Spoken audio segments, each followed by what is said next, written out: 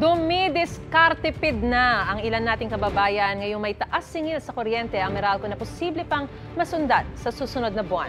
May unang balita live si Bea Pinlac. Bea!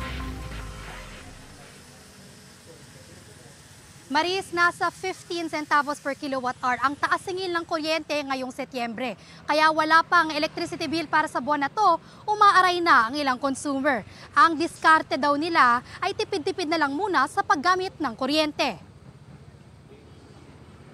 Ang pamilya ni Mang Teresito hindi na raw masyadong nakakapanood ng mga palabas sa TV dahil sa pangambang tumaas lalo ang kanilang konsumo sa kuryente. Pambira na lang, sa cellphone na lang tayo manonood para i-charge mo na lang yun. Mas maghihigpit daw sila ngayong buwan dahil sa taas singil ng Meralco na 15 centavos per kilowatt-hour. Halos 31 pesos yan sa bill ng mga kumukonsumo ng 200 kilowatt-hour kada buwan. Paliwanag ng Meralco dahil ito sa tumaas na transmission charge.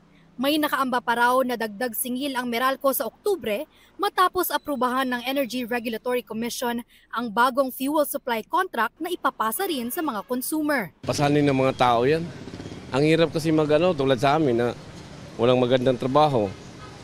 Tapos ang kuryente mo ay dadagdagan pa. Siyempre, mahirapan lalo kami. Wala rin naman kami magagawa pagka yun ang sinabi. Ako nga nagtatrabaho na lang ako sa kuryente. Para sa bakery owner na si Kier, mahirap daw magbawas ng gamit ng kuryente lalo na't 24 oras silang bukas. Ano na lang kaya ang diskarte nila para makabawas sa kanilang bill ng kuryente? Kapag hindi na ginagamit yung mga ilaw, pinapatay na namin. Katulad ng ref.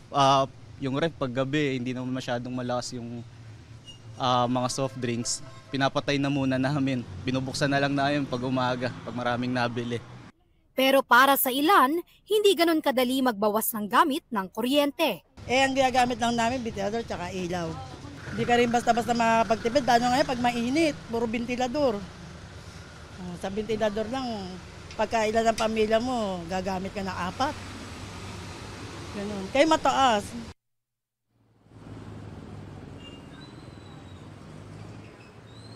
Maris, masakit sa bulsa ang dagdag singil sa kuryente. Kaya ang ilang nakausap natin, bukod sa pagtitipid sa paggamit ng kuryente, doble kayod daw para makakuha ng ekstrang kita pambayad sa kuryente. At yan ang unang balita mula rito sa Navotas, Bea Pinlac para sa GMA Integrated News.